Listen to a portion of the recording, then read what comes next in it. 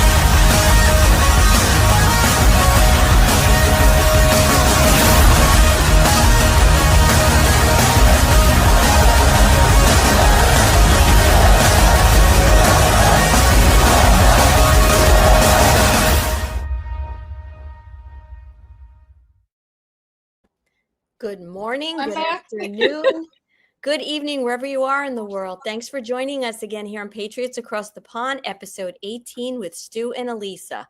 Ladies and gentlemen, get ready for an intellectual journey like no other as we welcome a true warrior of truth to the stage. Meet the formidable Dr. Jan Halper-Hayes, a seasoned political psychologist on a mission under contract with none other than a U.S. Department of Defense.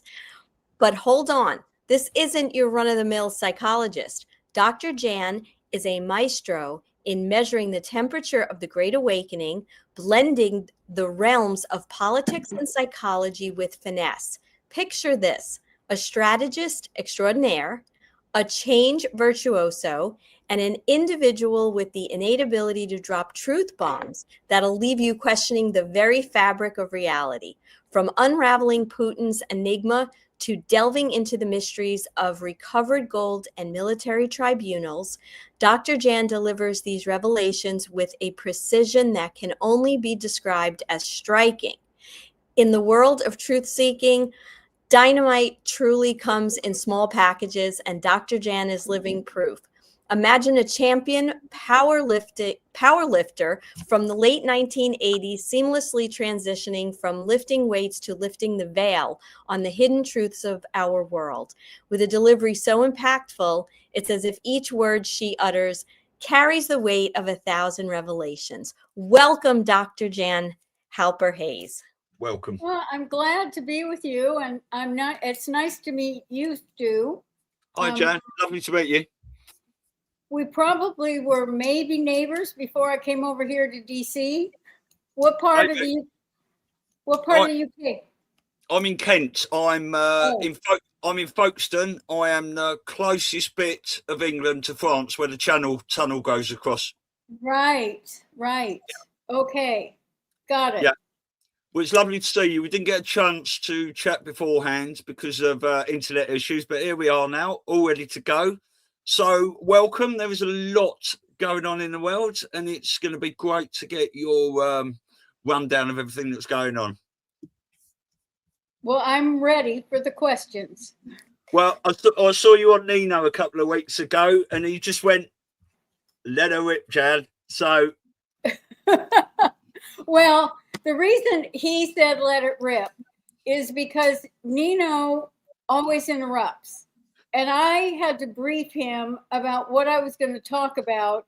And I was pulling from my memory and I couldn't handle an interruption. Yeah. So that was pre-planned, that I could let it rip. But I didn't get any instructions from you guys to pre-plan. So please guide me. Yeah. Well, we titled the episode today, The Venezuela and Canada Connection, the budget fight, and what's really happening in the UK. So if you want to start wherever you want to go with, Venezuela or anything like that, we'll move on to the UK afterwards, because we've got quite a few UK viewers, and obviously with me being over here from the little old place across the pond, people really want to know what's going on with Farage and the royal family, etc., etc. Oh, well, I'm not a royalist, so I don't want to disappoint, but it would be nice if Farage became prime minister. Wouldn't that shake that country up? That would be something incredible. It's really a shame how woke the UK has gotten. I've always said that they copy the US, but they take the worst from the US and they make it even worse. So yeah, that's going on. But yeah, let's start with Venezuela. Carney's in the news quite a bit, and I think it's important for people to understand that even though the news or podcasters that you listen to go deep or touch on certain items of what's going on, it's very important to understand the connection. And I'm going to work backwards, not from how I did it with Nino, but I'm going to start with Executive Order 13848. And that was executive order that said, one, he declared a national emergency in that executive order. That was September of 2017. So this is, how wise was this man to be able to predict that there would be foreign and domestic interference in our elections, and that he had a right to sanction and take people's wealth.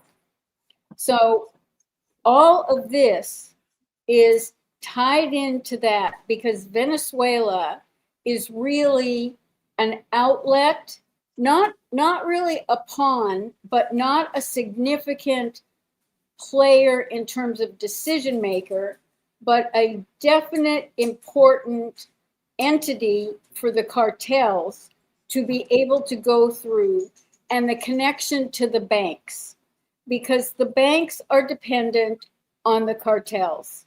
They have a symbiotic relationship. This is not isolated in any way whatsoever. And then to bring in, Cody, come here. Sorry, my dog is getting in a bag that, Cody, get over here. That the reason that Trump has mentioned Carney, since Davos, Carney has been in the news. Carney was head of the Bank of England, which I'm sure you know, Stu, but just to remind the viewers and the listeners. And then he had been in charge of the Bank of Canada, became in charge of the Bank of England, and came back and is Prime Minister of Canada. But he, like John Bolton, are two of the important rooks or knights for the cabal on the chessboard. They have both been controlling things, providing information, guiding other people.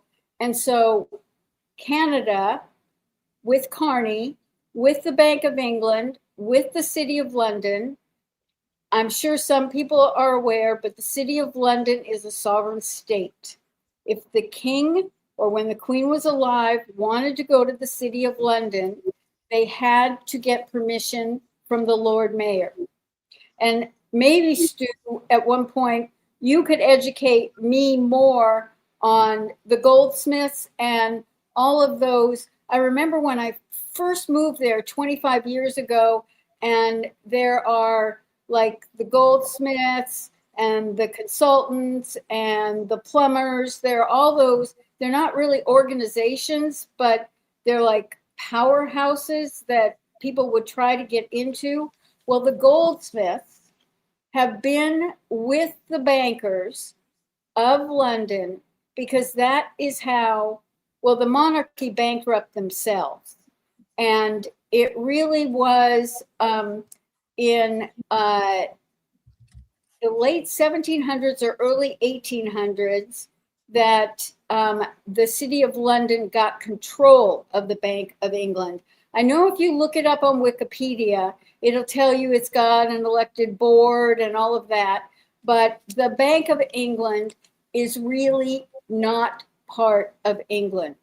because what the bankers did after James II had really wasted most of England's money was that Pope Innocent XIV, who was from a very important Italian banking family, loaned the money to the Crown Corporation, the Cabal. You know, they've got a lot of names, but we'll just say City of London right now, so that they could get William of Orange, a Dutchman, to pay for 20,000 soldiers to overthrow James II and become King William the whatever.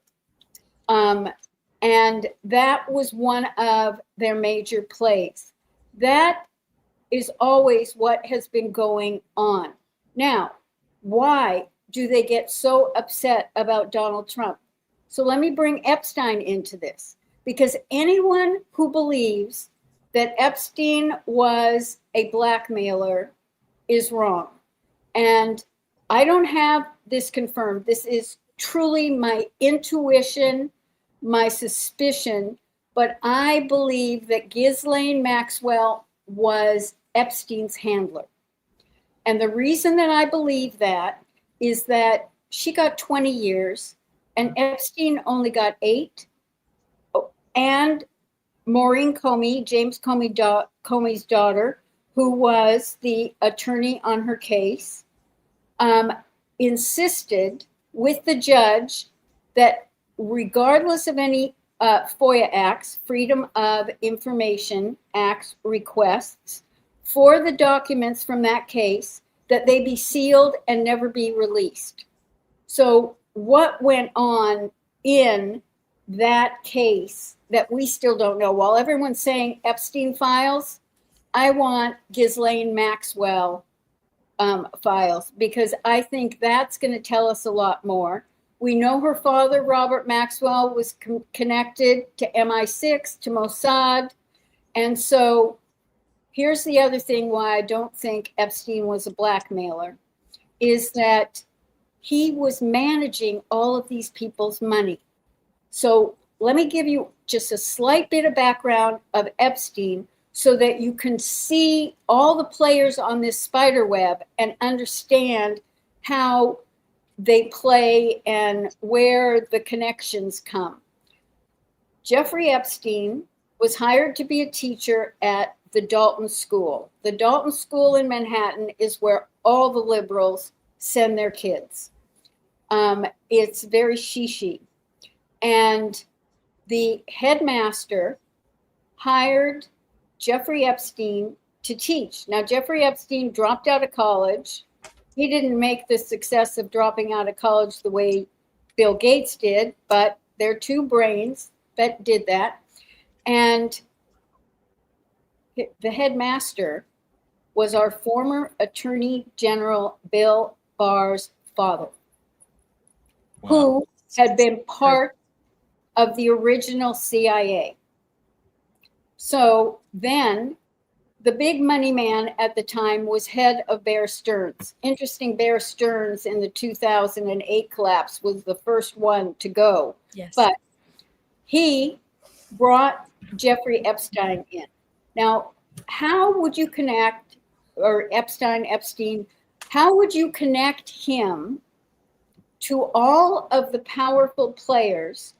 He basically educated Jeffrey Epstein on how to hide money in the 14 different, you can't call them, I'm going to call them islands, like Guernsey and Jersey. There are 14 around the world that the British Empire created, or the Crown Corporation really is what I should say.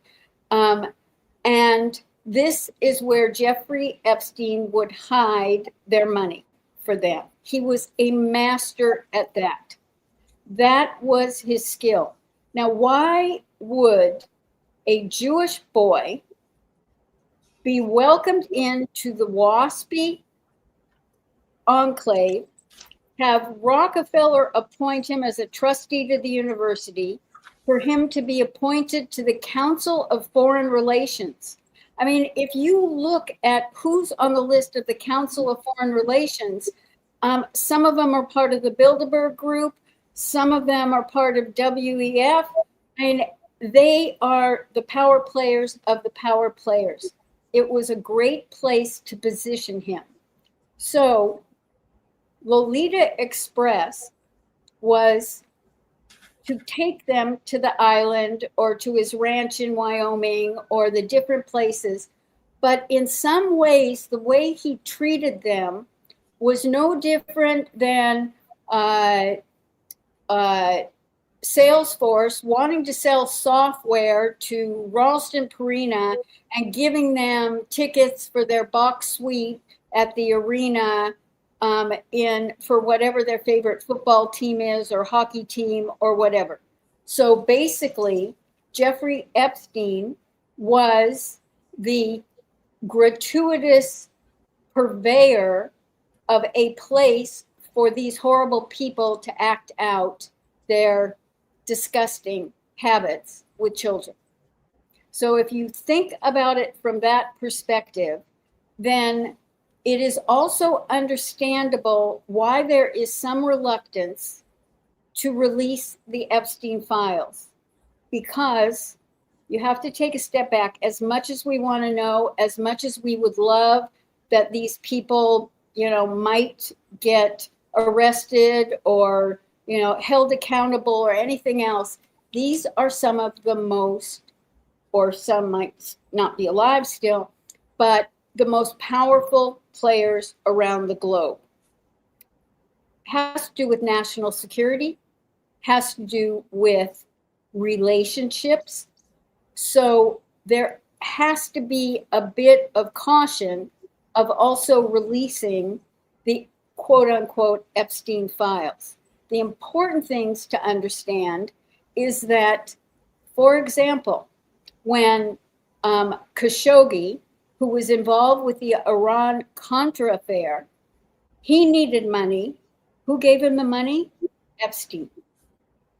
So Epstein is more of a pawn in some ways for the cabal, the Crown Corporation, distributing the money to the people that they ultimately want to blackmail and have under their control, because those people have far more power than Epstein has. So let's just take a step back. And Marjorie Taylor Greene was just on another podcast screeching. I really wish she didn't screech, because she really is kind of like the canary in the coal mine about certain issues. But she's, I wouldn't mind coaching her on presentation. Let's just put it that way. It could be a bit more impactful if she changed her style. But she's right on about things, except for the fact that one of the reasons that she got in a spat with Trump was over the Epstein files. And it just shocks me that so many of our politicians, I mean, we know more than them. I can tell you this. I have been in conversations with some of them, and I can't believe how clueless they are. If I were to do a survey to ask our 535, how many know or knew that we were a U.S. corporation until Trump filed the paperwork to bankrupt us in June 2020, I would suspect less than 25%. Yeah. They might have a clue or they might have heard about it, but any kind of knowledge or perspective on it, no. And that is one of my concerns right now, is that with all the things that we're discussing and we're aware of, I think our politicians who have been living in that Beltway bubble for 2 decades, 3 decades, 4 decades, 5 decades, and 6 decades are clueless to what the voters really care about. And now let me tie in one other thing here. I mean, I'll tie in more, but just to this point, is that what our politicians are so clueless about is that they supported a lockdown, and that lockdown gave us the freedom to not have any distractions, to be able to listen to ourselves, to learn that we don't trust authority or experts, and to do our research. Now, there's some truthers who have been on it a lot longer, definitely than myself. I consider myself one of the new ones to the game here, or the awakening. But when you think about that we had 2.5 years to really think about these things and become aware. And for some people, the awareness that came lifted a fog. It provided greater clarity to what they sort of knew or already suspected. Then some of all this information hit people like a tsunami. They were just in shock about it. And then there are others that are open and are still exploring. But if we were to have an election today, we had nearly 80 million a year plus ago that voted for Trump. I don't think our politicians realize that we could probably have 90 to 100 million at least. Yeah. And when you think about the total number of voters in the US, that is pretty darn substantial of what is going on. Now, let me also bring in the latest announcement from the Department of Defense, Department of War, from the Joint Chief of Staff, that 34 nations have been invited to attend a meeting on February 11th. Okay, it's been told as to deal with the cartels and crime. Now, if you think that's the only thing that they're going to be dealing with, just watch that space. That's all I can say to you at this moment, but watch that space. We've just been hit by a massive snowstorm that I don't know the latest count of all the states, but the first thing that struck me when they said this cold is going to continue, it has been so cold that you could stand on the snow that fell on the ground and you'd have to be 300 pounds before you could make a dent in it. It became ice almost immediately. And we pretty much have been locked in. And they said it might continue until Groundhog's Day. Wow. Okay.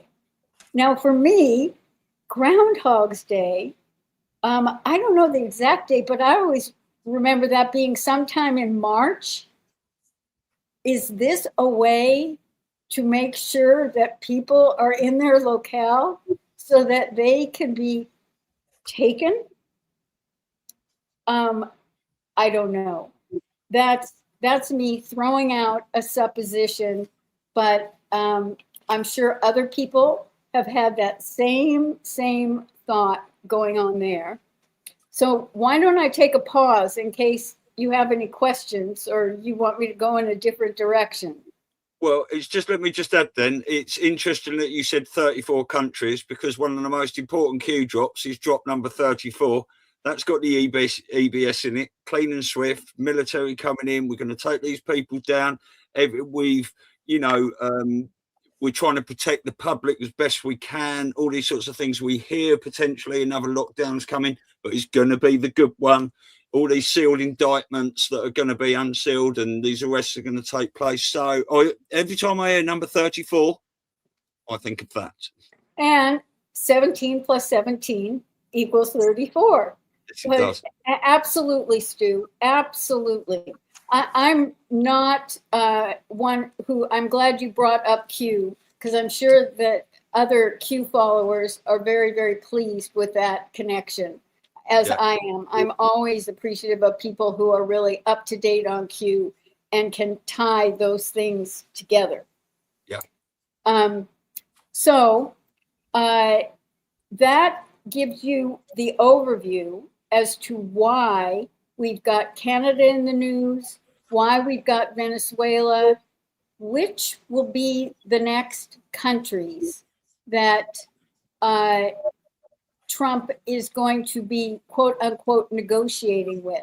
You know, this whole thing about Greenland, I'll tell you, last week, here I am in the States, but I was doing nonstop UK media. So middle of the night, 1 a.m, 3 a.m, 5 a.m, whatever. So taking naps during the day.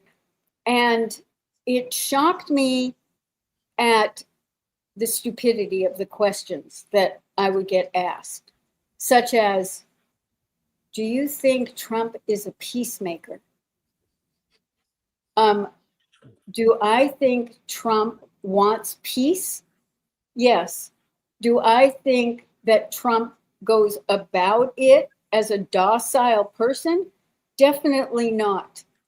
It's while the song that came up for me that should have been in the background of all the European leaders who were getting so bent out of shape because he was talking about getting Greenland. And if they would listen to him, they take him literally, but not seriously.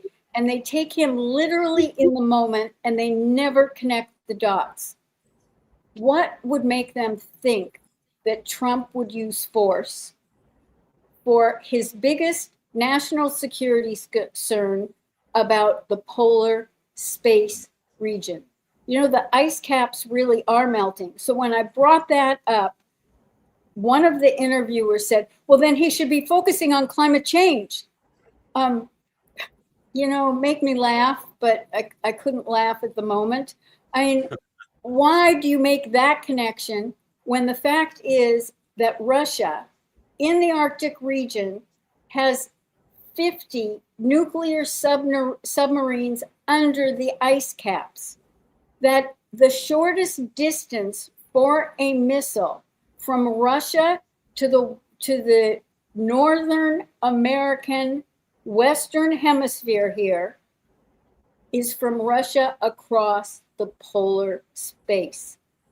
And not once did they understand the connection for national security.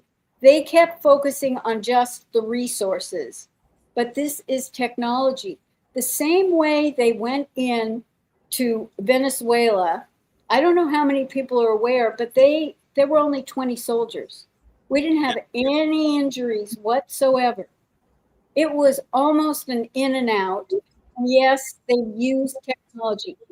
If they would listen to Trump, how many times in different interviews or speeches did Trump mention that we have got technology that people couldn't even imagine? Those are the important things to pay attention to. When you hear those things, I always say, just make your antennas go up, because once your antennas are up about that, you're going to pick up other things when they come through. And that is how each and every person can connect the dots. I was asked to predict, I did Irish television, and can you predict what Trump will do next? I said, first off, I would never predict. But what I would say is that he spreads the tea leaves. And you got to read the tea leaves, and you got to figure out how to connect the tea leaves, because he basically tells you his intentions. And as he said in 2015, when he started campaigning and he was criticizing Obama, this was his criticism about Obama. When Obama was going to strike another country, Obama told them ahead of time. Trump said, I'm never going to tell you what exactly I'm going to do or when I'm going to do it. But he does tell you what his end goal is, what his intentions are. And that is how you can best understand what's going on. Now, I want to bring a little bit of my psychologist in here, because I almost can hear in my head people going, yes, but when are things going to happen? I've been waiting for things to happen. Yeah. First off, you've got to look at the progress. I mean, what Trump is destroying is something that has been going on for centuries. It's not just decades, and it's not just JFK as the starter and Trump as the finisher. JFK was one who saw through it just as Trump sees through it, and look what happened to JFK. So this has been going on and on. It's why the Epstein files issue suddenly became an explosive issue, because of two things. Netanyahu was coming to visit Trump, and Congress was voting on the Genius Act. The Genius Act is to lead the U.S. to financial sovereignty. When we lost our Constitution in 1871, and the U.S. became a corporation, and the U.S. became beholden to the cabal, to the Crown Corporation, that was when we had to start repaying a debt, because the cabal set us up to go into debt during our war between the North and the South. And Trump is determined to free us from any of the clutches of the globalist bankers. And they were threatened. So they were trying to discredit Trump by pushing the Epstein issue at that time. I haven't been able to track which of our politicians kind of started it first, so it got Congress to talk about it. But once I find that out, believe me, I'll blast that on X, because that will expose another globalist that is not working in tandem with Trump, but against Trump. Yeah. You know, Dr. Jan, first of all, everything you've said, you just laid this out so beautifully. You know, we talk about a lot of these things on here, and there isn't anything you said, and I could speak for Stu, that we haven't connected the dots and see, you know, through people like yourself and other people that we follow, right? But I was struck by two things that you said. The stupidity comment is, I mean, that's just rampant no matter where you go, right? You're talking about Congress. You're also talking about, and, you know, I hate to use the word stupid, but it's really people that are just cut off from themselves and they're not using their brains anymore. You know, I mean, some of these people are smart in the sense of their IQ and but they don't understand how to read the tea leaves, as you said. I'm curious when it comes to Congress, in your opinion, because Stu and I, we must say at every show how Trump told us he will never announce what he's going to do before he does it. He's never going to give us timing. I mean, we say that all the time, right? Right. So when it comes to Congress, we speculate a lot that maybe a lot of these people really aren't there anymore. And we're seeing some key players that have key, whether you want to say roles or messages, or, you know, what is your thought on what's really left of our government the way it was, you know, under the corruption and prior to Executive Order 13848 and some of those pieces that were put into place to start cleaning things up? Okay.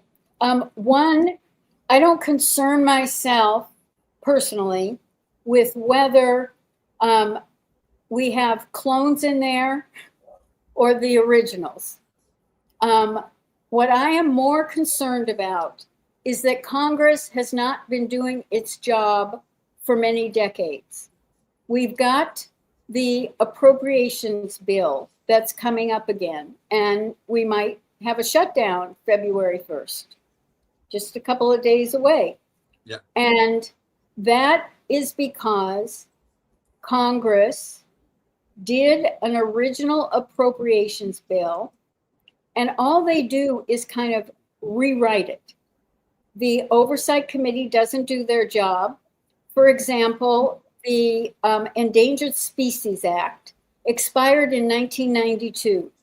Every act that Congress approves has a sunset clause. A sunset clause is an expiration date. But for it to have to be renewed, it means that Congress has to discuss it publicly. Well, they don't want to lose their seats. So what do? They ignore this. And since 1992, we still have been funding the Endangered Species Act. In the 2016 budget, there was $218 billion of unauthorized expenditures that were given to these supposed sunset clause acts that had expired. So for me, what I'm more concerned about is that there are certain things for their job that they should be doing that they aren't doing, because number one for them is self-preservation. Whenever there has been, when Boehner was in there, for example, I'd been doing some consulting, so I got a little bit of, the chit chat and the complaints and stuff.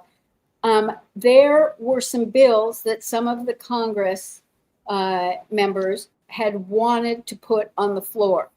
Boehner said, wait until after the election.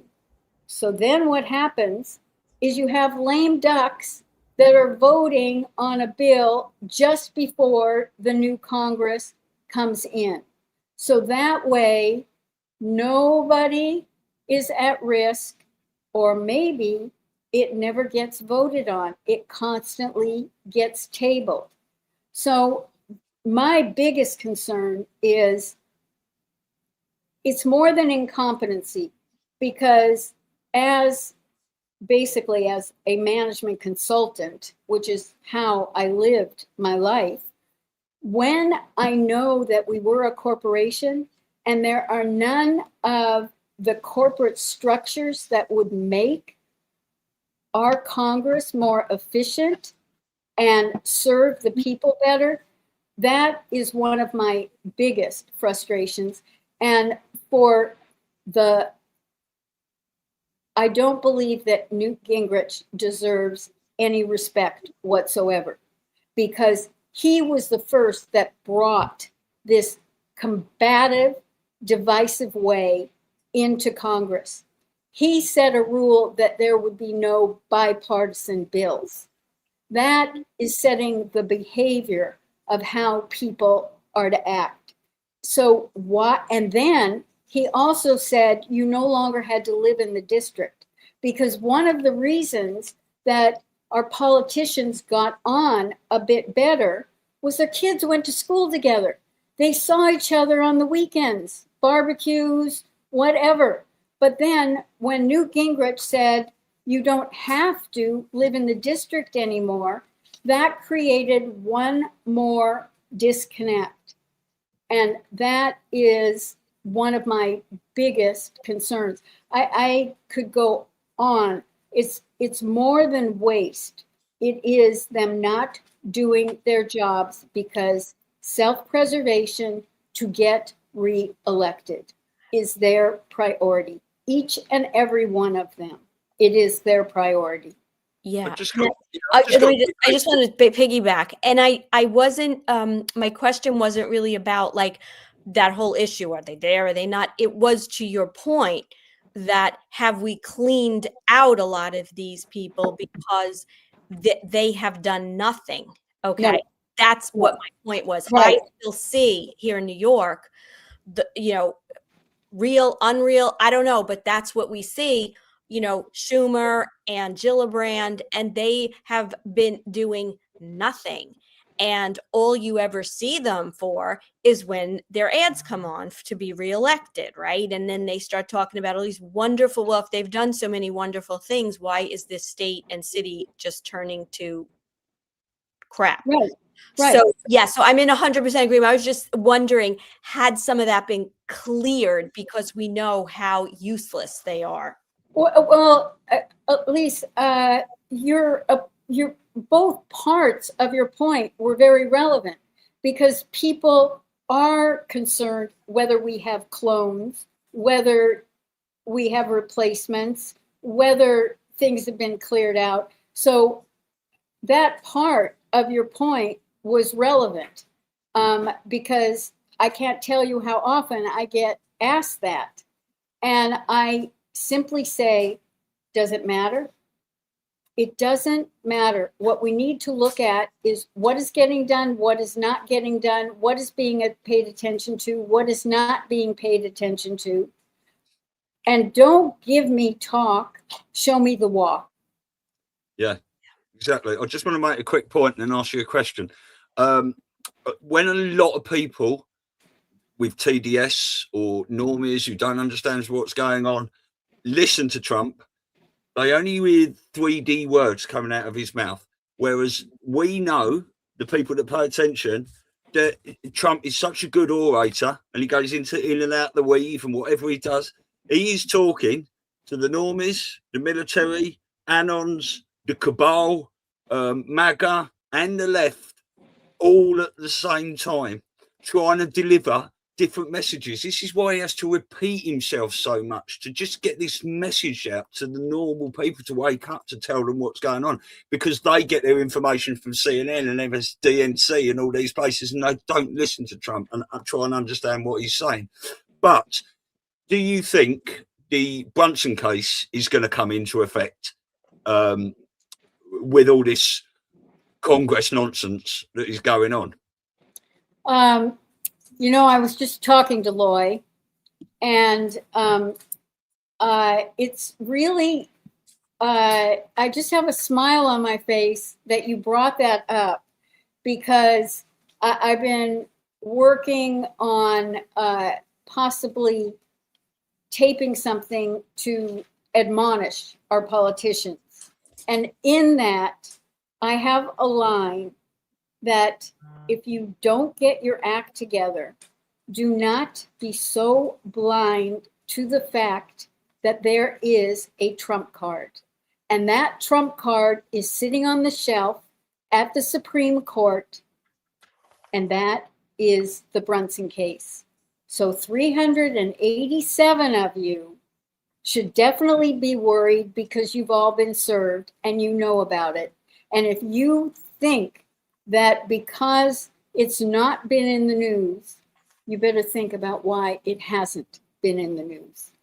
Yeah, because I'm glad you brought that up. Yeah, good, because we've also seen as well, haven't we, that none of Congress, I believe, took the proper oath of office, did they? You know, I don't know if I would go to none. I'm aware of different reports, like Kamala Harris and the fact that Ilhan Omar and the other one used the Quran instead of. But I had this other thought, and it's kind of a crazy thought, and I want to say this again to your viewers. This is a crazy thought, so do not repeat it as quoting me. You can say, I have a crazy thought. But what's the possibility, like the auto pen, that bankrupting the corporation negates everything that Congress did between 1871 and 2020? Wouldn't that be a way to clean up and get us back to our original Constitution? So no one better quote me as saying that was going to happen, because I have no idea. It was a crazy thought in my head that would be really nice to imagine. Well, we'll put that down to a little subliminal mic drop moment, shall we? Yeah. And I rarely ever share anything like that because so often I get quoted, and I'm really, really careful that I'm exact about things. But I think it's fun to think about. Just like this was the other thing. So if you watched me recently on Nino, towards the end, he and I had a good laugh because we were talking about the media room that they've set up at Gitmo. And, yes. you know, there was just a study done. And during a 3-hour show on CNN, it had a total of 86,000 viewers. A 3-hour show on Fox News had 186,000 viewers. Now, why don't you look at how many millions watch these podcasts? Yeah. And are we reading from a teleprompter that we have notes? No, we're not. We are a little bit of scribble. Have a notebook. my mind map. Yeah. You know, we are the news now. We are. We truly are the news because we are thinking together. You know, there was a time, I know I'm probably a lot older than both of you, but Ted Koppel used to have an 11 p.m. show about the issues, and he would have 5 different people on the panel. And it was, I made sure that I watched it every night because I felt educated about the issues. It came from different perspectives. There was none of the bias of questions or anything else like that. And we don't have it. And why people gravitate to the podcasts is because we don't have an axe to grind. No one is our puppeteer. We are thinking together and exploring the issues together. It's not like I believed that I was going to come on here and give you information that you weren't aware of.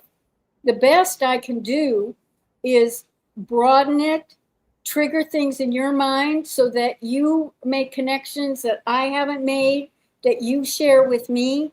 That's what this exchange is all about. That's what those aha moments. I constantly tell people that what an aha moment is that you recognize things, you thought about things, you might have even critically analyzed things, but that aha is when it just came deeper and more connections happened. But just because you had an aha moment about so-called corruption, you will end up having more aha moments about corruption as more and more gets exposed. And that is the best. I mean, that's what I long for. That's why I listen to other people, because then I'm thinking, oh, I hadn't thought about it from that perspective, but that's a really good perspective because, and that's why I keep saying it's a spider web. And so what are all of the things connected in the spider web?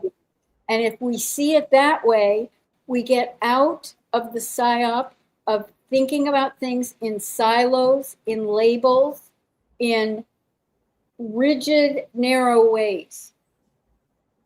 Yeah, it's such a good point. I think the other important aspect of what you're talking about is that we do research. We sit and think. We don't have an ego with all this. It's like if I have an idea and I hear someone else, I say, wow, that makes a lot more sense, or that expanded on what I'm said. And we also don't care if we fit in. We're not, these people have to abide by a script and read it. That's why the news has such low viewership. We don't really care. Like you just said, crazy idea. Okay, you know what, might spark something in me or Stu or one of the listeners, and they go down a little rabbit hole and they decide. And I think what's happening in this movement is that people are starting to embrace their brain, and they're starting to embrace their intuition, their God-given intuition, to follow what their heart and their soul is telling them makes sense or is right. And that's what we've lost in the last how many years, right? To be the psyops to get us to not think. But You're right. And one of the things I always try to reiterate about intuition is that it is every sense that you have that's scrambled up that then comes together in a realization. And if you think about it like a car's been put together, but the driver gets in. The driver might have to check the oil. The driver might have to start it, adjust the mirrors, put it in gear, put the seatbelt on, whatever.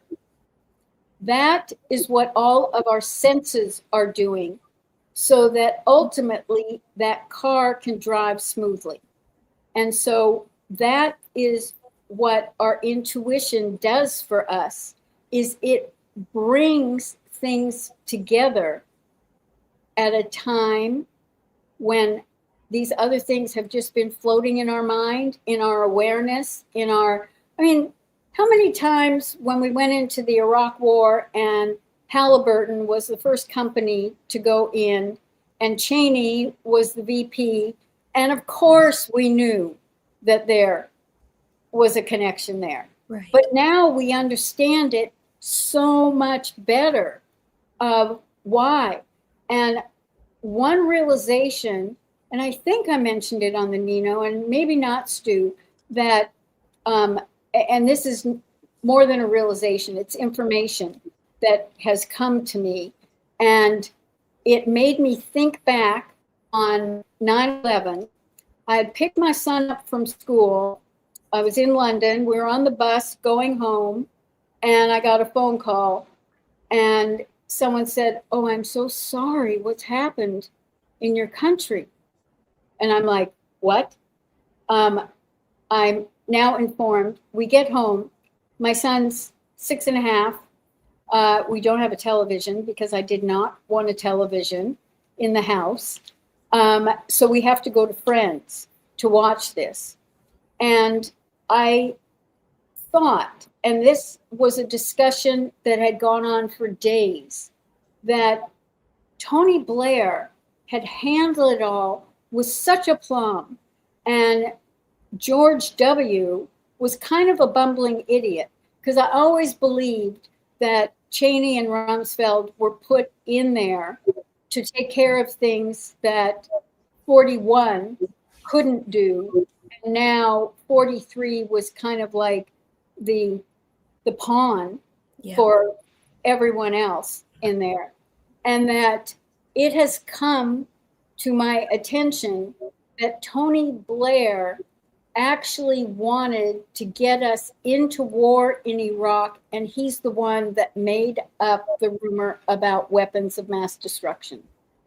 Yeah, he is a violent. He was leading GW by the nose, although Rumsfeld and Cheney were very much involved with that. Yeah. See, and that was, it wasn't like I just told you something of, "Oh, you're kidding me." It was like, that's my intuition point.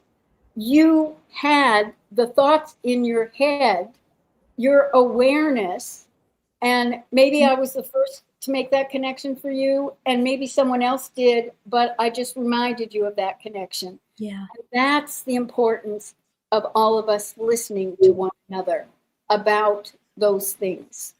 Yeah. Well, it's honing all our discernment, isn't it? Everything we watch and everyone we listen to is making us to just question things more. Exactly. Because I always wondered why Tony Blair handled himself so well. And believe me, I was never a bushy.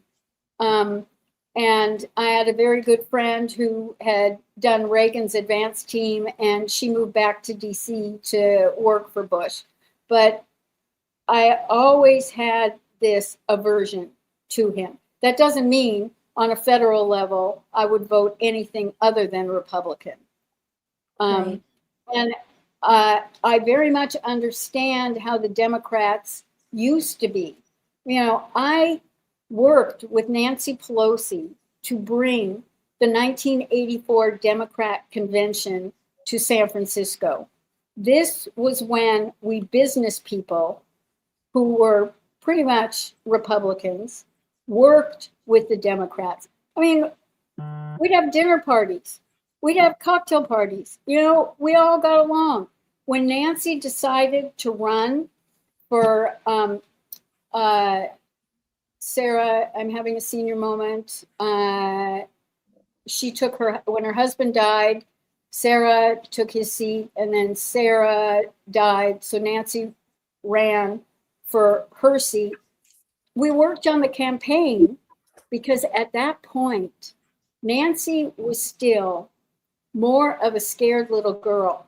When we were working on the Democrat convention, Cokie Roberts, do you know who Cokie Roberts? Yes. Cokie Roberts, ABC. She used to be like one of the best ABC political correspondents.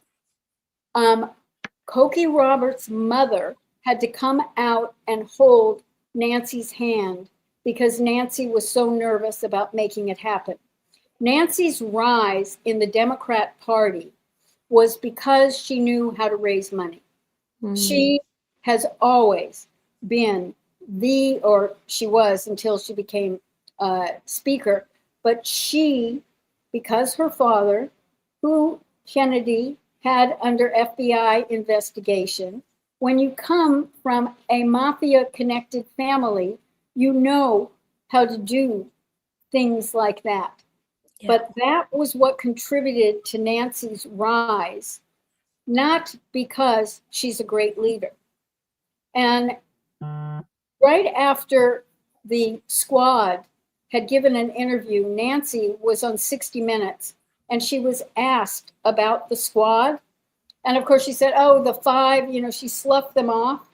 And what struck me about that, for every bit of the Democrat women talking about women's rights and, right to my own health care and choice and all of that, not once have I known Nancy to support another woman and help her in her career.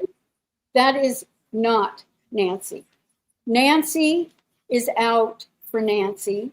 Nancy is still a scared little girl who knows how to cover it up, but those of us who have known her for more than 40 years can see through all of that.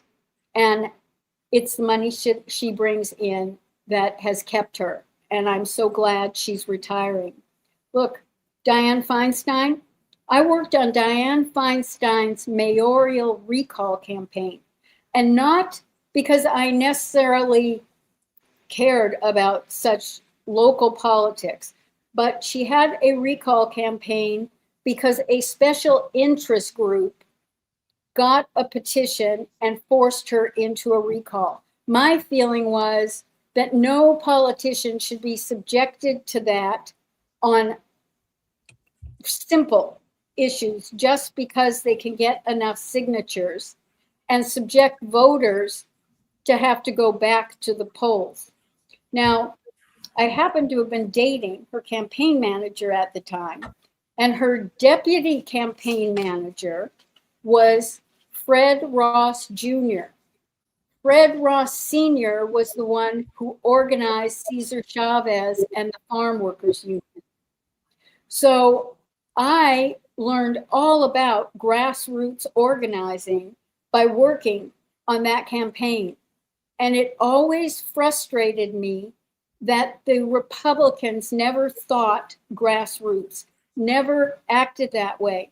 When I took over as the UK chair of Republicans overseas, and then I became the global VP, the first thing that I did, because when it had been called Republicans Abroad, if you wanted to become a member, you had to pay 35 pounds and you would get a subscription to the week. I said, no fee for people to join. If we have certain events, they can pay to come to that. And we had hardly any membership when you had to pay.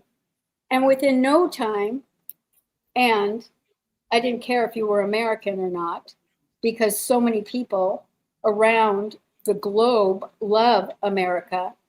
We had over 300 members within our first few months of letting people know we had reorganized. If I went to a Democrats Abroad meeting, and the reason that I would go is they often had very good films that would educate me, you had to bring your passport to get in.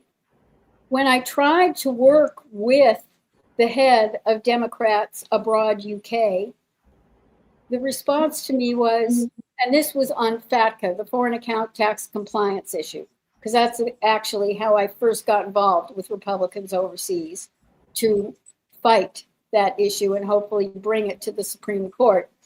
The answer was, why should we work with you? I'm telling you, this is 2013, 2014.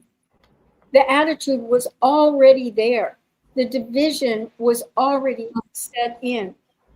And I just had another thought pop in my head that I had wanted to make a point. This is kind of a non sequitur. But when you brought up about Congress, cancel culture was a psyop against Congress. It wasn't against really the people. But if you've got a Garrison Keillor who gets thrown off because 6 years before, by accident, his hand touched the back underneath the shirt of a woman that he worked with, who he had apologized 6 years before, who he thought was completely done with, no hard feelings. And what does she do? She joins the Me Too movement to bring that up and destroy him. Frank Langella, a great actor. He's in his sunset years. He's on a film. This was like a year ago. And what happened? His co-star complained about him, so he got thrown off the film, and that was the end of his career. It was a psyop message to all of our politicians. We can bring up things from your past and we can get you toe the line. Yeah. Wow. That is very interesting. It is, because we could all name like 10 people right off, the top of our heads who were canceled for things that they either said, did, resolved, decades before. And decades. Yeah. That's the operative word, decades before. Because where is the forgiveness? Where is the understanding that they might have learned from that and it's right. not who they are today? Right. But also the Me Too movement was to keep women as victims. It wasn't to make them more powerful or to feel their own power, because all they were doing was crying about what somebody did to me. Yeah. It was embarrassing, quite frankly, to watch them with that whole thing. And, I remember watching the Food Network, Paula, I don't know if you ever watched her. She did these great Southern dishes. She had her dog on all the time. Like, I loved her. And they canceled her because years ago she said the N-word somewhere, like when she was like 20 or so. Like, they destroy her entire career. It was awful. But getting back earlier in the conversation, when you said about nothing happening, we talk about that all the time. Like, I am so sick, and including our community, right? People say, oh, nothing's happening. Why didn't this happen? And you're so right that it is a 40,000 foot view to say, but what's been accomplished and what had to be accomplished and what still has to be accomplished. And you hear people lamenting and complaining and like little babies, why isn't the RV, and how come this, and what about the Epstein list? And I get angry because as a community, we're supposed to kind of get it, and we're supposed to be positive and reinforcing all the good stuff. That's what we should be. And the job that it took to do where we are now.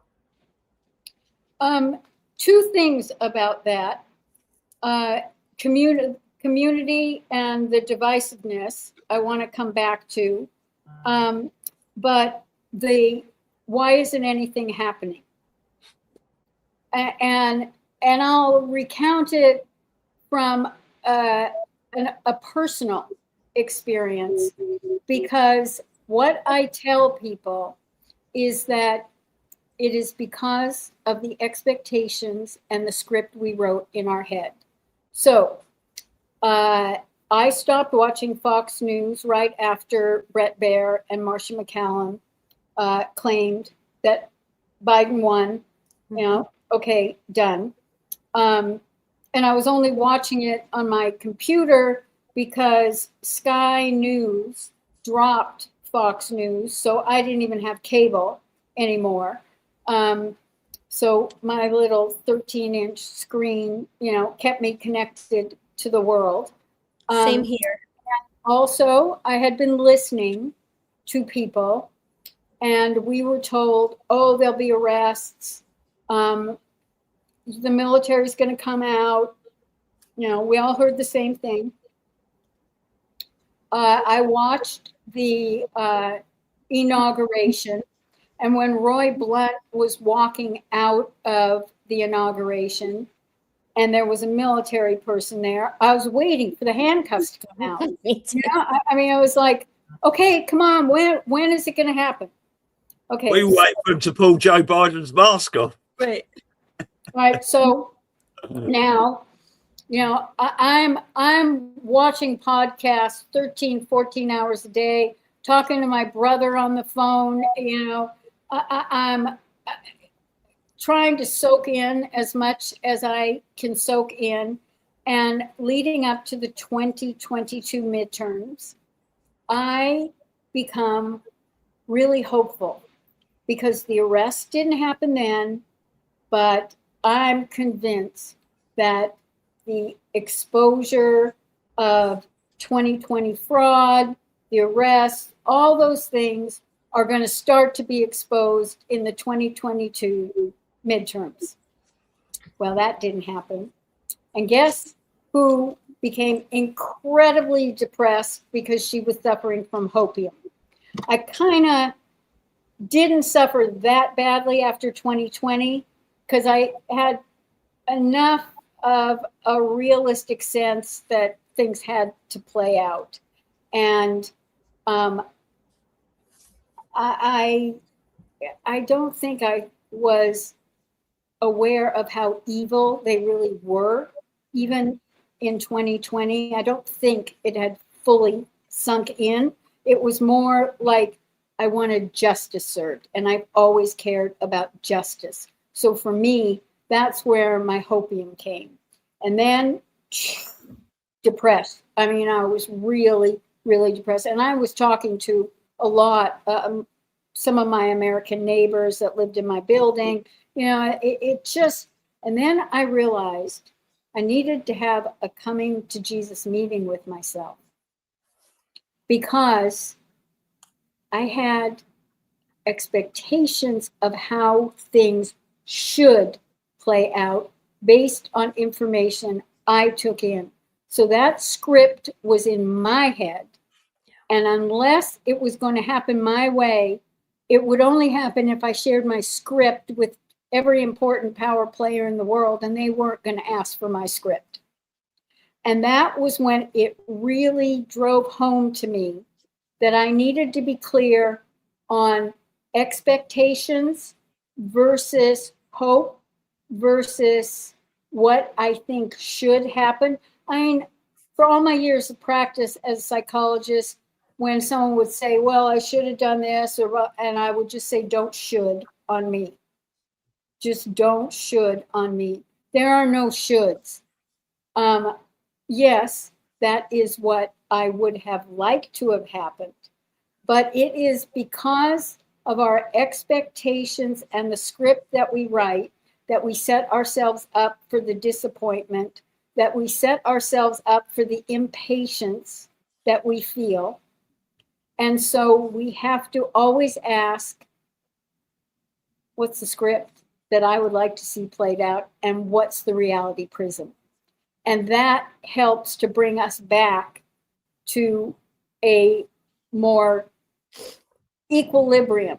I don't use the word peaceful, but I always want people to find their way back to equilibrium rather than emotional disequilibrium. And our expectations, unfulfilled, create disequilibrium. Yeah, exactly. And we would all hold our hands up and say, we were all Q-fagging. We were all making predictions to the normies about what we read in the drops. This is going to happen on this day. That's going to happen on that day. And we've all learnt from that and honed ourselves over those years. And we look at the inauguration, you know, the US Marshals were there. And we saw them call Nancy Pelosi, you come with us at the end of that. But then after that inauguration, we all felt a bit deflated. Trump went, I'm going away. We'll be back in some form at some stage. But then we started seeing, you know, the military turning their backs, and Joe Biden had to charter a private jet and all these things we were seeing. But then came in sort of like John Herald, Patel Patriot, talking about all this devolution and the pause. And then Trump with the 45-47 on his hat. Yep. All got excited again. And we've all been learning ever since. But this whole thing is a learning curve. Everyone's got to learn. Everyone's got to get involved. But I think we've learned more from our mistakes in this. And especially now as well, we can see that what we were saying was going to happen 3, 4, 5 years ago is happening now, because we didn't know about all those deltas then, and, you know, how they were potentially going to be 7, 8 years later coming into this operation. Exactly. But there's also something else in there.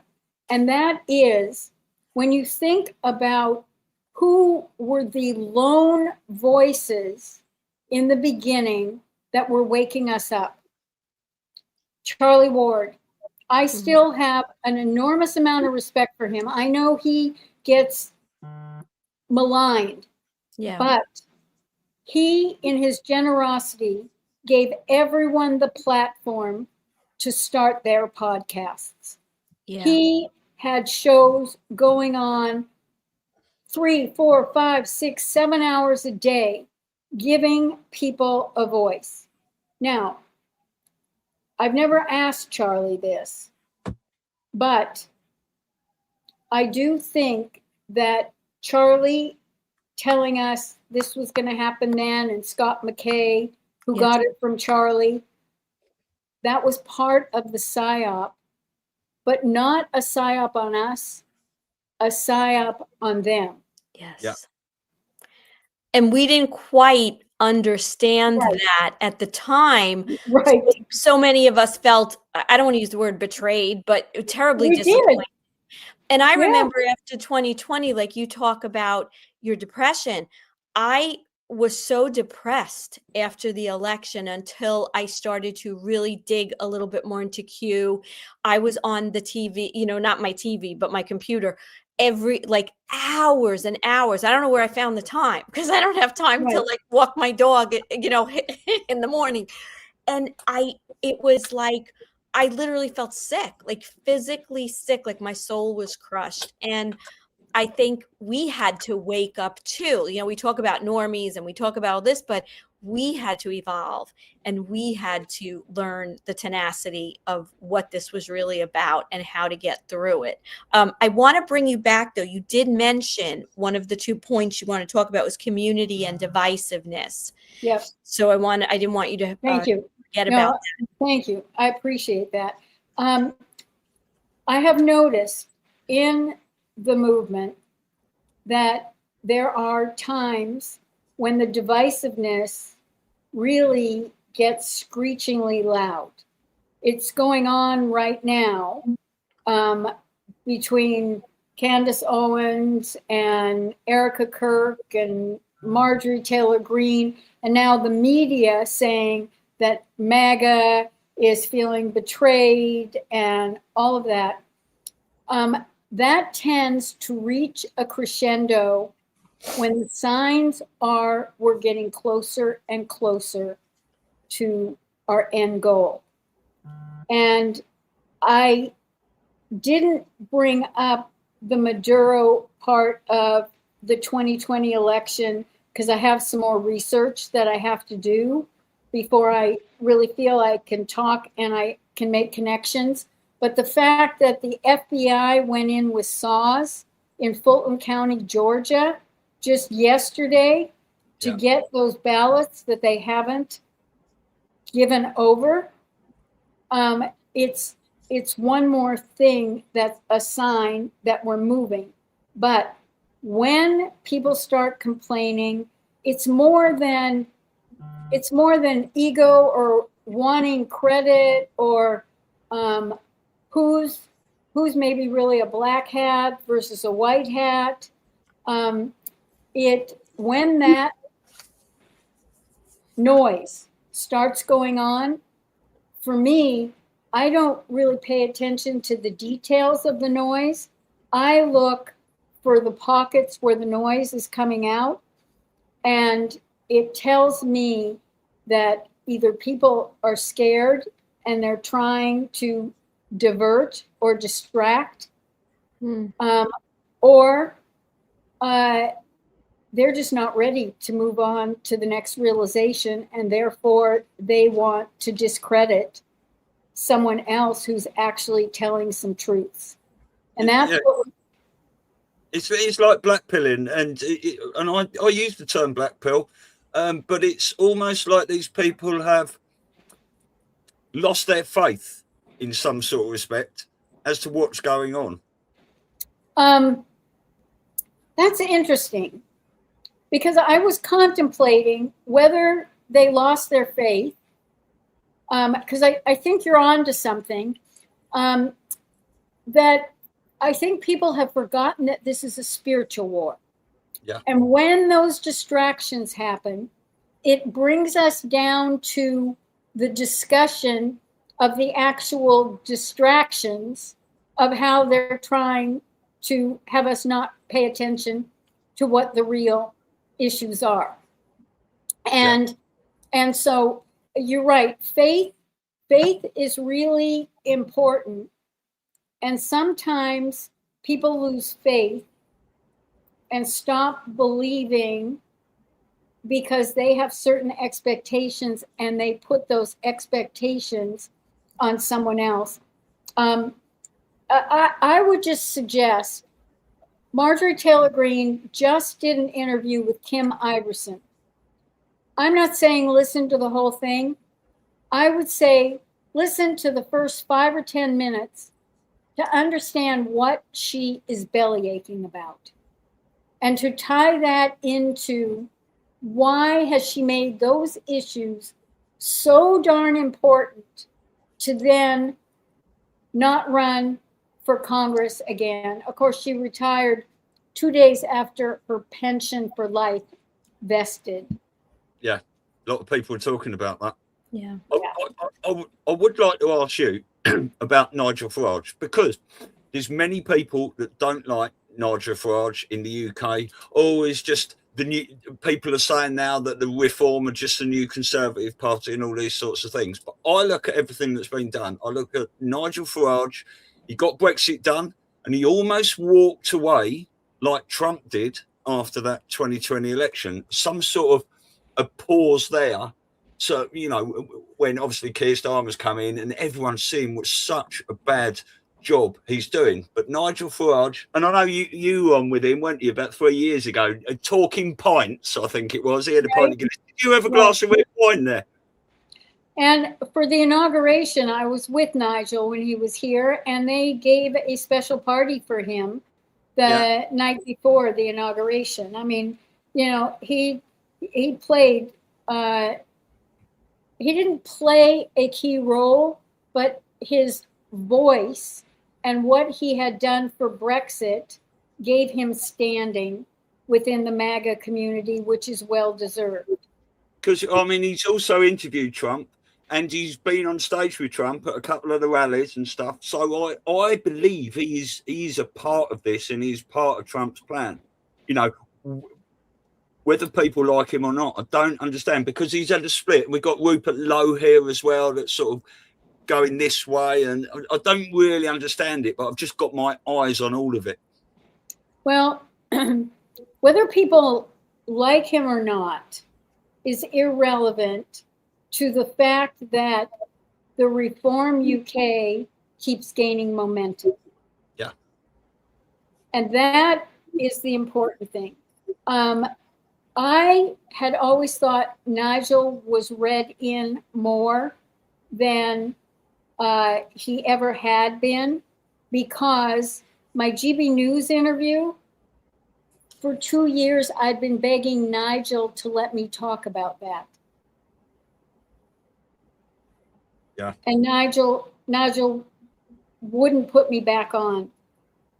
And I wanted, and with Nigel, I wanted to talk about the Brunson case, and there were all these things that I kept begging him, literally.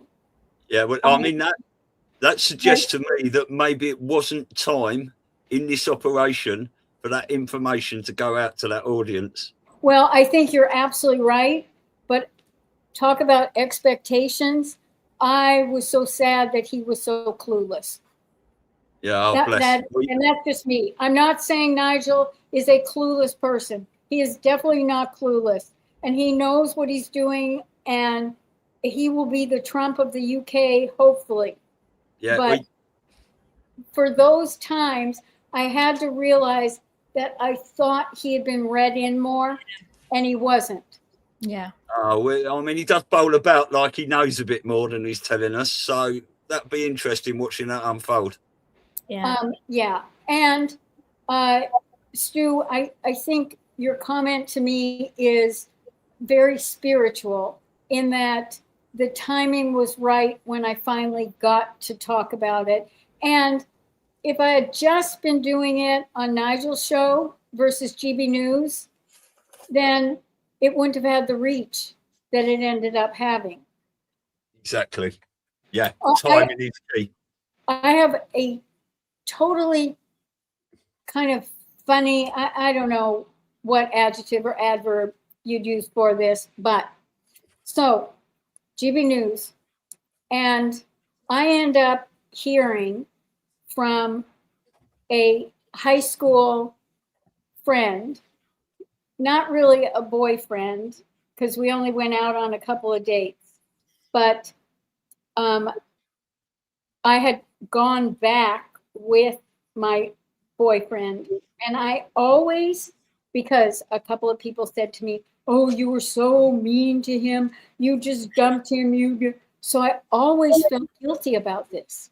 I mean, there's certain things that in your life, and you had, and I had been carrying it all these years.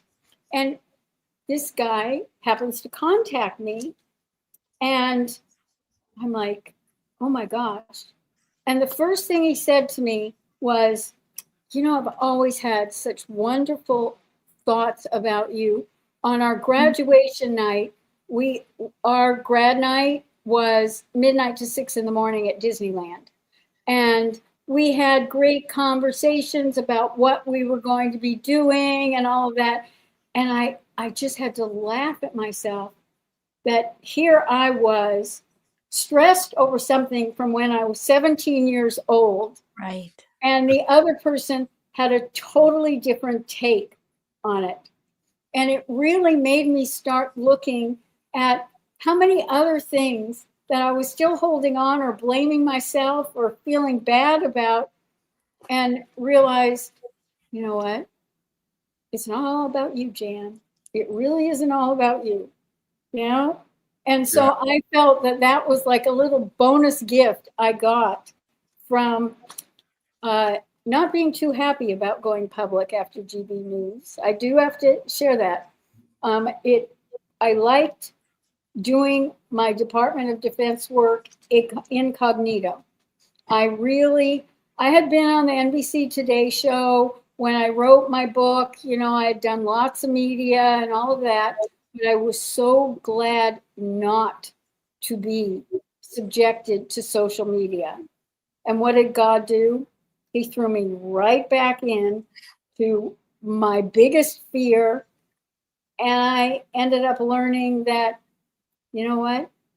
Whatever they want to say about me, they can say about me. It's okay. As long as I know that I'm genuine and I'm authentic and I'm being as factual as I can be, that's what I need to do for me to serve the people. And it took quite a few months for me to get over the stress of that. And I would say that I think I'm finally hitting my stride about being okay about it, because I was so stressed that I had to get things right for the people. I had to be able to tell them the relevant things. I couldn't mislead them in any way. But I have since learned that I'm not a bad researcher and my memory is pretty good and I can pull some things together to make sense. Yeah, same. I mean, I learned exactly the same sort of lesson really when my first Facebook got shut down. I was annoyed, right, for a short period of time, but then I spoke to the universe and said, why did you do that? And I was arguing with people, I was doing these things, I was getting involved in other people's conversations, and I had to take a step back. And then I re-engaged with a different perspective. I've had so many accounts shut down now and all that. It's water off a duck's back. I don't really care. I just open another one up and concentrate on different channels and still get my message out. But yeah. And Stu, what you're talking about is God making certain things happen for us to either learn from it or it will be repeated. Yeah. God doesn't give up on us, but unless we realize that everyone is a messenger from God, then we're in trouble. We're not going to be in a learning space. Yeah. That I think about that a lot of times because, if you look at your life, right, and you look at how you were as a teenager in your 20s and your 30s and your 40s and your 50s and then your 60s, right, you start to say, wow, I probably only started to get mature in my 50s, like the rest of the time I was still learning, and you're always learning, but it kind of opens up that question. And I've talked about this before, that we really are meant to live much longer, because by 60, 70, 80 years old, you start to get it. And then you can really do great things because your ego has kind of shed a little bit. You're more open, you're calmer. And that would truly be wonderful if we could live to 500 or 1,000 years old, and the things that we could do with, how we've grown, and then how we start to give back. Because like you said, it's not all about you, Elisa, like now you can start to, so that's kind of my hope, that we say 5,000. Just the minute you said, if I make it to 125, I mean, I always thought that I would kind of die at around 70 or 75, only because when growing up, people died in their mid 50s to their early 60s to their mid 60s. Yeah. And yet I wonder, were they clueless until they died? Right. Was life so different and so much of a facade and a lie that they didn't have the stresses that we've been living through in the past 2-3 decades, going on 4 decades? It makes me wonder about those. But I don't want to live till I'm 5,000. No, 500 or 1,000, you could do some pretty cool things, see some pretty cool stuff. It's all relative, right? A dog, they live to 10, 15, right? And so it's all relative. And I just think we would be serving each other and doing such amazing things and really enjoying. And I don't know, I'm optimistic, about what what we could do if we could live longer, you know, because you think you know everything when you're in your 20s, and then when you're in your 30s, you're like, maybe I didn't know anything then. I knew nothing. Well, look, if we do have some sort of secret, well, we know there's 6,000 hidden patents, you know, potentially free energy, all these healing devices. If med beds do come out, maybe we'll all be living to 5,000, feeling like we're 25, eh? I will say that I look forward to med beds because I have always, since I was 18, I was introduced to megavitamin therapy. So I've always taken supplements. I've gone to health clinics around the world. And I don't want to quote unquote age, meaning I really want to stay physically fit, which has always been important to me. And when the movers came to pack up my stuff in London, and I was busy in there with them, they were like, how can you be so spry?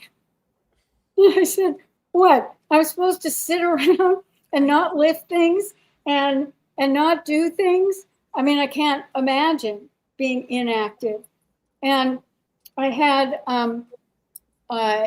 this wonderful couple, Bill and Erin Jackson, have become my friends here in DC. And I don't know if you know Mark Anthony. He does a lot about child trafficking. And so he is the only one who calls me Mama Jan. Because he said I remind him of his mother, and I've lost my son. So I now have an adopted son.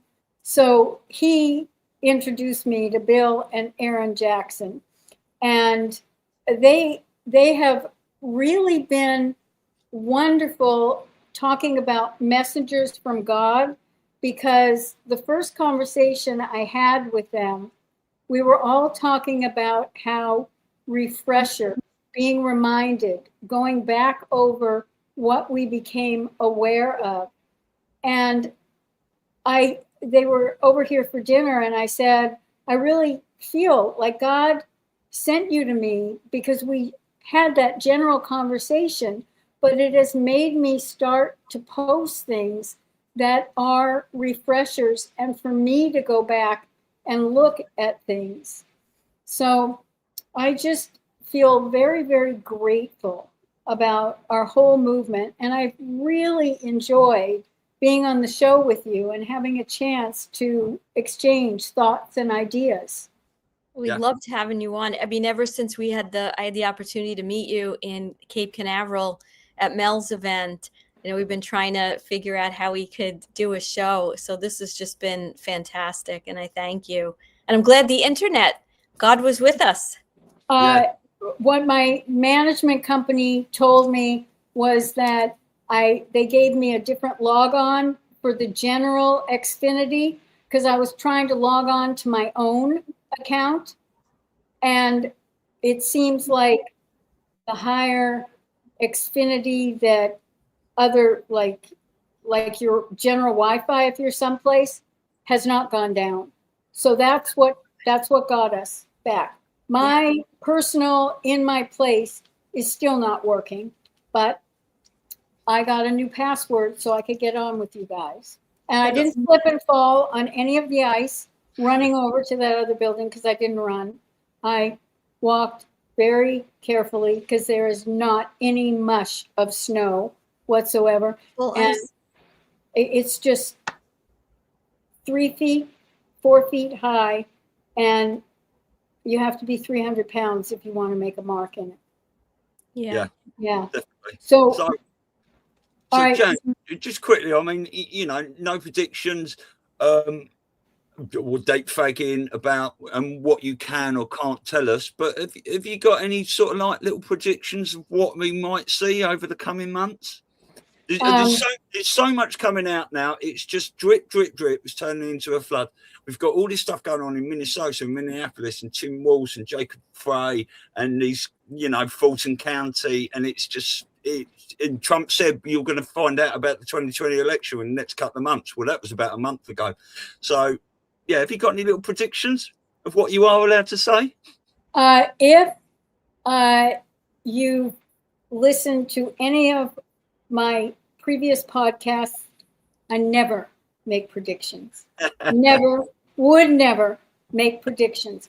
But what I've done in the course of our conversation is alerted you to your antennas that need to go up and what you need to pay attention to. Because if you're paying attention to those things, you will continue to connect the dots. I will tell you that my White House vetting is moving, I hope, and I soon might be officially full-time in the Pentagon. Oh, wonderful. Well, I've been doing up to 17 hours a day for 5.5 years now plus, and I've got my eyes on it, and I am honing my discernment and trying to get the information out to as many people as I can and sharing the information and learning things every day. So I think it's brilliant, and I'm excited. And that's great what you're doing, and the timing is really right for me to be with you. I backed off because I didn't feel like I had really relevant things to share that would help people. So I kind of stayed off of most podcasts. And then, of course, packing up to move. And I never thought it would be so stressful to have to make a decision about a mattress. Remember, soft, medium, or hard? 12 inches, 14 inches, 16 inches, coil, memory foam. Oh, it was like, why are they making our lives so darn complicated? Yeah. But yeah, I'm now in fighting spirit. I am honoring the role or the privilege that God has given me.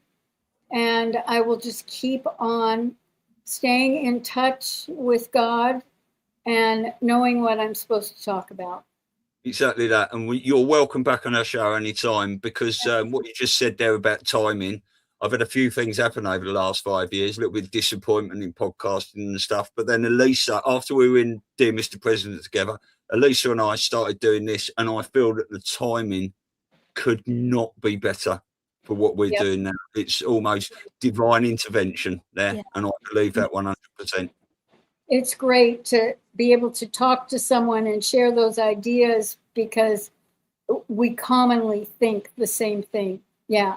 Yeah. So next time I have something to share, because I will be happy to come back and lay into how effed up Congress is, should you ever want me to do that.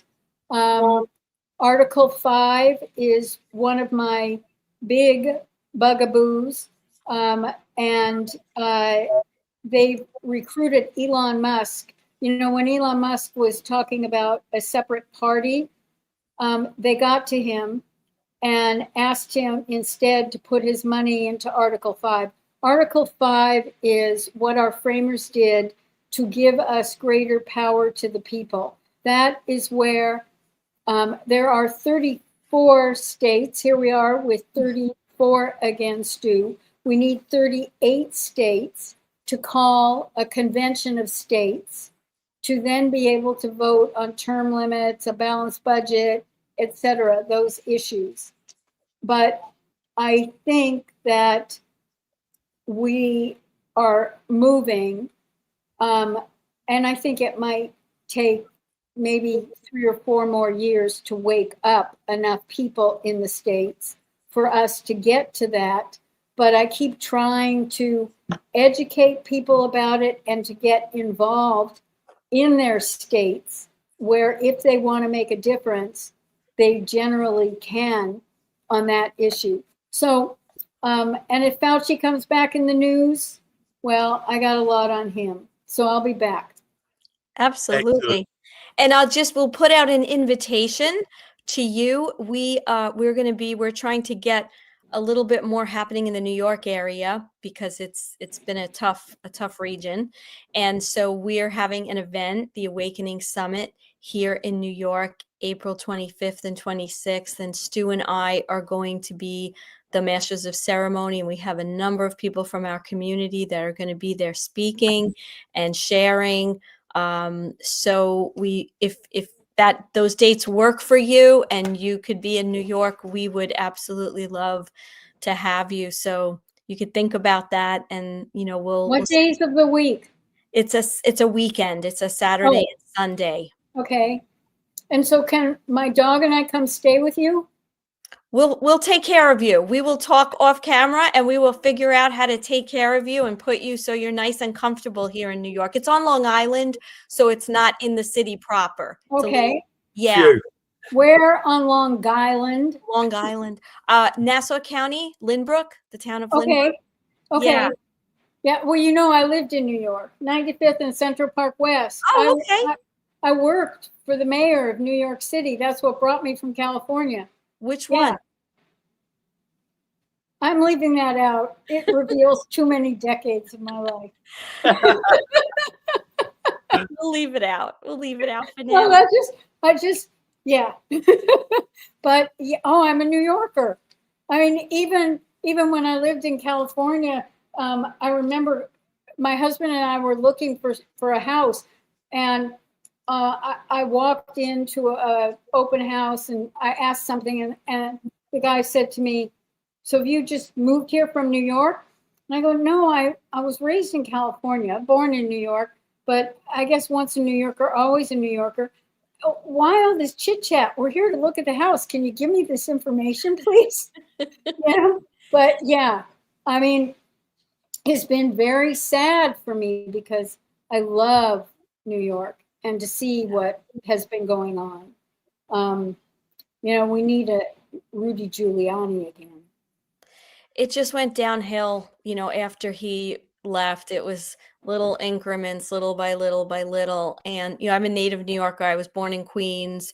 I went to school in the Bronx, and then moved to Long Island. That was what you did, when you got married, right? And it's just, I used to take my girls. I have 2 daughters. We used to go into the city all the time. We'd jump on the railroad and we'd just walk around and we'd just go to TKTS and buy tickets. And it's just, I dread it now, and it's sad to say. It's just so sad because the city, that's what we do. Let's go to the city. But, I have hope. I have hope that things are going to turn around. It's just a matter of time. I think a lot of the filth and corruption is coming to the surface more so that we can really address it and wake some people up because they're so sleepy here in New York. Gosh. They're pretty sleepy in the UK as well. But I'm always reminded of a physics concept, entropy.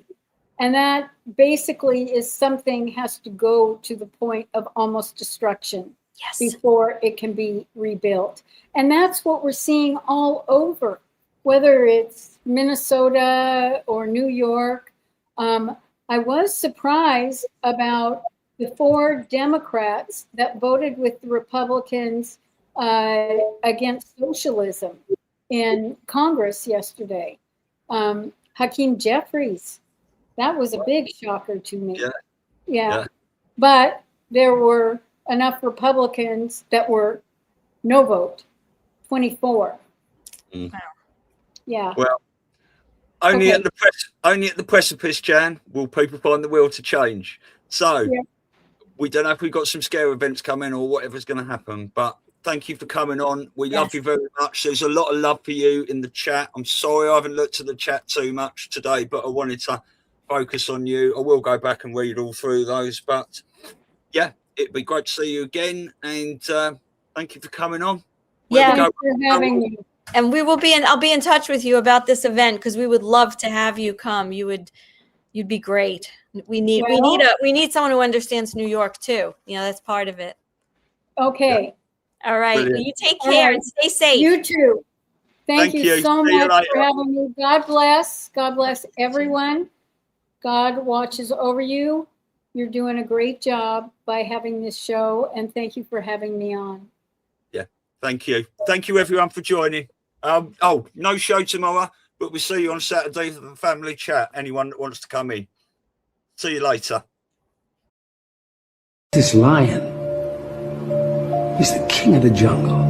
Huge mane out there. He's so big. He's so hot. Now, the little lion cubs, they start messing with him. Biting his tail, biting his ears. He doesn't do anything. The lioness, she starts messing with him. Coming over, making trouble. Still, nothing. Now, the other animals, they notice this. And they start to move in. The jackals, hyenas, they're barking at him, laughing at him. They nip his toes and eat the food that's in his domain. They do this, and they get closer and closer and bolder, till one day, that lion gets up and tears the shit out of everybody, runs like the wind, eats everything in his path. Because every once in a while, the lion has to show the jackals who he is.